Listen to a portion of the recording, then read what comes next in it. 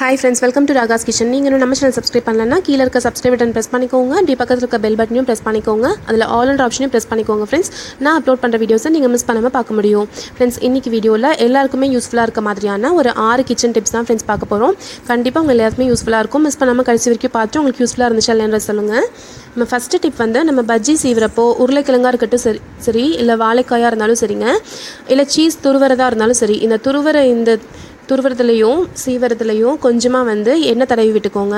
இந்த மாதிரி முன்னாடி பக்கமோ பின்னாடி பக்கமோ கொஞ்சமாக சமையல் எண்ணெய் வந்து தடவி விட்டுட்டு அதுக்கப்புறம் நீங்கள் பஜ்ஜி சீவறதுக்கு சீவினீங்கன்னா ஒரே மாதிரி சீராக கிடைக்குங்க. அதே மாதிரி இதை வந்து வாஷ் பண்ணுறது ரொம்ப ஈஸியாக இருக்கும். கழுவுறதுக்கு கஷ்டமே இல்லாமல் இதில் எந்த ஒரு கரையும் படியாது. பாருங்கள், ஒரே மாதிரி சீராக விழுந்திருக்கு. நம்ம வாழைக்காய் சீவிறப்பையும் இதே மாதிரி கொஞ்சமாக எண்ணெய் தடவி விட்டு அதுக்கப்புறம் வந்து வாழைக்காய் சீவி விடலாங்க.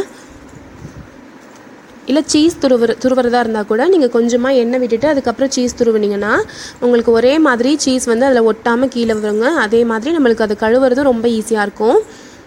அடுத்த டிப் வந்து நம்ம ஃபுட் பேக்கெட்ஸில் இந்த மாதிரி வாங்குறப்போ இதை யூஸ் பண்ணிவிட்டு கொஞ்சம் பாக்கி இருக்கிறத இந்த மாதிரி கிளிப்ஸ் போட்டு நம்ம ஸ்டோர் பண்ணி வைப்போம். இல்லை ரப்பர் பேண்ட்ஸ் போட்டு ஸ்டோர் பண்ணி வைப்போம். சப்போஸ் அந்த அவசரத்துக்கு கிளிப் கிடைக்கல, ரப்பர் பேண்ட்ஸ் கிடைக்கல அப்படின்னா நம்ம இதிலேயே வந்து இந்த மாதிரி மடித்து வச்சோம் அப்படின்னா கீழவே சிந்தாமல் இருக்கும். நல்லா ஏர்டைட்டாகவும் இருக்குங்க. அது எப்படின்னு தான் பார்க்கலாம் பாருங்கள். இந்த பேக்கெட்ஸில் 2 பக்கமே இந்த மாதிரி மடித்து விட்டுக்கோங்க. மடித்து விட்டுட்டு அப்படியே வந்து இந்த கவரை திருப்பிக்கோங்க. திருப்பிட்டு மேலேருந்து அப்படியே சுருட்டிகிட்டே வாங்க.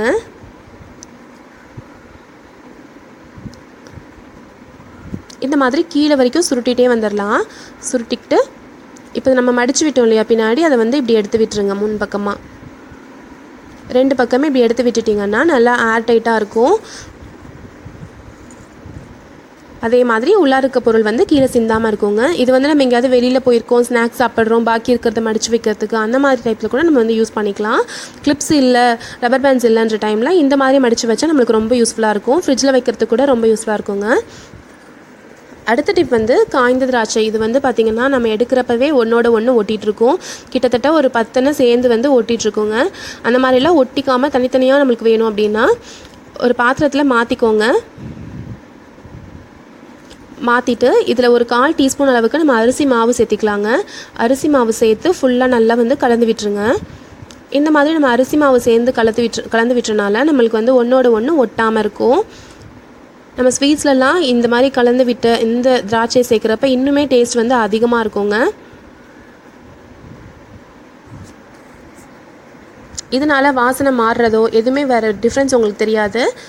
தனித்தனியாக நம்மளுக்கு வேணும் அப்படின்னு நினச்சிங்கன்னா இந்த மாதிரி நல்லா வந்து மிக்ஸ் பண்ணி விட்டுட்டு இதை வந்து ஒரு ஏர்டைட் பாக்ஸில் வச்சு ஸ்டோர் பண்ணி வச்சுக்கலாம்.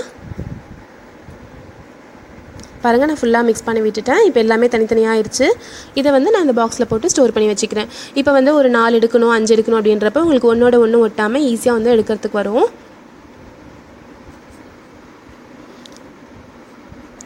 அடுத்த டிப் வந்து நம்ம இந்த மேட்ச் பாக்ஸ் இருக்குது இல்லைங்களா, தீப்பெட்டி. இந்த தீப்பெட்டியில் இருக்க தீக்குச்சிலாம் சம்டைம்ஸ் வந்து எரியாமையே போயிடுங்க, நமத்து போயிடும். அந்த மாதிரி நமத்து போகாமல் இருக்கிறதுக்கு இதுக்குள்ளார வந்து ஒரு சின்ன சாக் பீஸ் துண்டு போட்டு வச்சோம் அப்படின்னா அதில் இருக்க எக்ஸ்ட்ரா மாய்ச்சரை வந்து அந்த ஈரத்தன்மையை வந்து அந்த சாக் பீஸ் வந்து இழுத்துரும்.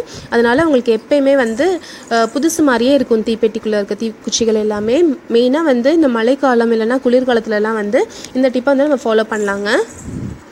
அடுத்த டிப் வந்து நம்ம பூஜை ஷெல்ஃபில் இருக்க இந்த கற்பூரம் டப்பாவில் ஒரு 4-5 மிளகு போட்டு வச்சோம் அப்படின்னா இந்த கற்பூரம் வந்து எப்பயுமே கரையாமையே இருக்குங்க, புதுசு மாதிரியே இருக்கும்.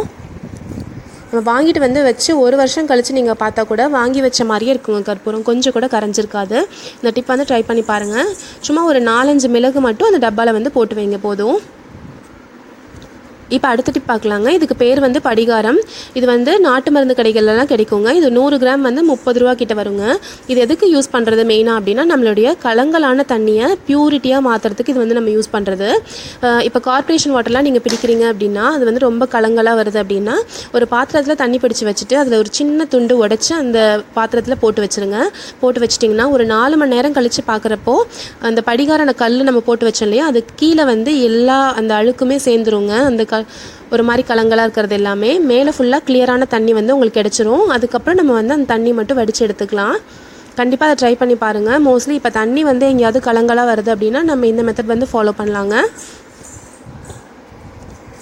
அடுத்த டிப் வந்து நம்ம ஊருக்கெலாம் போகிறோம் அப்படின்னா நம்மளுக்கு 3 நாள் அளவுக்கு கூட நம்ம வந்து இட்லி வந்து எடுத்துகிட்டு போவோங்க டூரிஸ்ட் மாதிரி போகிறப்போ. அந்த மாதிரி டைமில் 3 நாள் ஆனாலும் நல்லா சாஃப்டாக இருக்கிறதுக்கு இந்த அளவுக்கு இட்லி மாவு எடுத்துக்கோங்க. எடுத்துகிட்டு 2 டேபிள் ஸ்பூன் அளவுக்கு நல்லெண்ணெய் அது கூட சேர்த்திக்கலாங்க.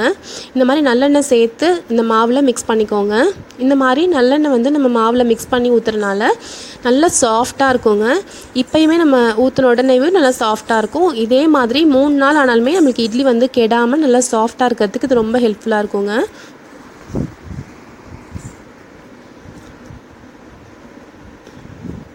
அதே மாதிரி நார்மலாக நம்ம வெறுமா மாவு மட்டும் ஊற்றி நம்ம இட்லி வைக்கிறத விட இது நல்ல ஒரு வாசனையாகவும் இருக்கும், நல்லா சாஃப்டாகவும் இருக்கும், நல்லா டேஸ்ட்டாகவும் இருக்கும். நீங்கள் இப்படி ஒரு தடவை ட்ரை பண்ணி பாருங்கள். இப்போ நான் இட்லி வச்சு எடுத்துட்டேன். நான் இப்போ இட்லி எடுத்து காமிக்கிறேன் பாருங்கள். நல்லா சாஃப்டாக இருக்கும். இப்போ சாஃப்டாகவும் இருக்கும். இதே மாதிரி இப்போ எப்படி இருக்கோ இதே மாதிரி இருக்குங்க 2 நாள் 3 நாள் ஆனாலும். ஸோ நம்ம எங்கேயாவது ஊருக்கு போகிறப்ப பேக் பண்ணிட்டு போகிறோன்னா நம்ம அதில் கொஞ்சமாக நல்லெண்ணெய் சேர்த்து இந்த மாதிரி இட்லி வச்சு எடுத்துகிட்டு போகலாங்க. இந்த மெத்தட் ட்ரை பண்ணி பாருங்கள், கண்டிப்பாக ரொம்ப யூஸ்ஃபுல்லாக இருக்கும். இப்போ அடுத்த டிப் பார்க்கலாங்க.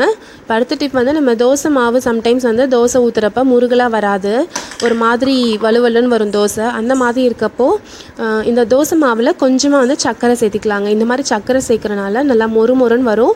அதே மாதிரி வெள்ளையாக தோசை வருதுனாலும் இதில் கொஞ்சமாக சர்க்கரை சேர்த்து ஒரு 5 நிமிஷம் கழித்து அதுக்கப்புறம் நம்ம தோசை ஊற்றணும் அப்படின்னா நல்லா கொஞ்சம் ப்ரௌன் கலரில் வரும் தோசை.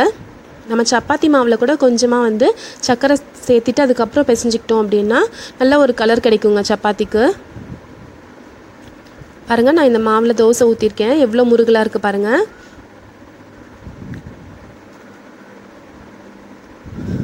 இந்த மாதிரி நீங்கள் ட்ரை பண்ணி பாருங்கள் ஃப்ரெண்ட்ஸ். நல்ல ஒரு கலருமே கிடைக்கும். இந்த டிப்ஸ் எல்லாமே உங்களுக்கு ரொம்ப யூஸ்ஃபுல்லாக இருக்கும்னு நினைக்கிறேன் ஃப்ரெண்ட்ஸ். யூஸ்ஃபுல்லாக இருந்துச்சுன்னா நம்ம சேனல் ராகாஸ் கிச்சனில் ஒரு லைக் கொடுங்க, ஃப்ரெண்ட்ஸ் கூட ஷேர் பண்ணிக்கோங்க, சப்ஸ்கிரைப் பண்ணி வச்சுக்கோங்க. தேங்க்யூ.